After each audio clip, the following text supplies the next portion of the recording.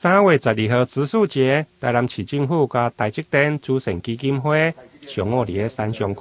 花園水稻博物館種下40叢台灣原生的樹種石松，由市長黃偉哲甲台積公司晶圓廠的營運副總經理黃英郎帶領2位副市長甲台積電的高層共同種下樹苗，以實際行動愛護地球，同時嘛代表對環境的承諾。我們在水稻博物館來種上海洋水源的樹，好，然後由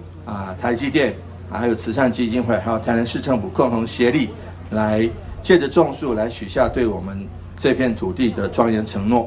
那尤其在現在，這個因為水，這個我們台南市雖然有全國最多的水庫，但是因為這個氣候的原因，水庫的容量現在已經降到1.2億噸，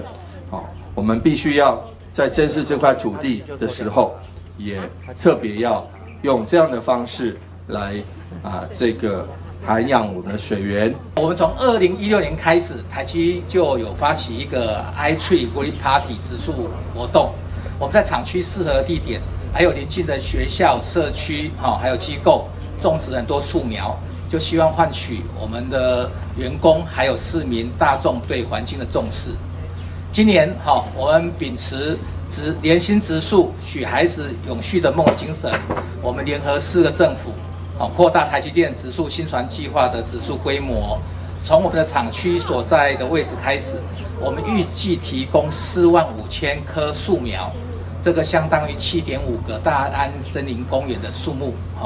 我們希望將這個綠色社區帶進人們的生活中。今仔日的種樹活動以桃園、新竹、台中甲台南4位幹部來舉行，現場有台積電的職工、長期伴讀的森林國小15位的學童共同參與。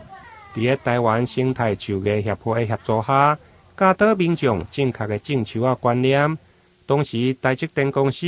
嘛，贈送45000叢的樹苗，相當7.5個大安森林公園的樹木數量和市府，由市長黃偉哲代表接收。未來市府也將盤點規劃適當的土地，和台積電來栽種，共同為土地永續盡一份心。台南新聞林根採訪報道。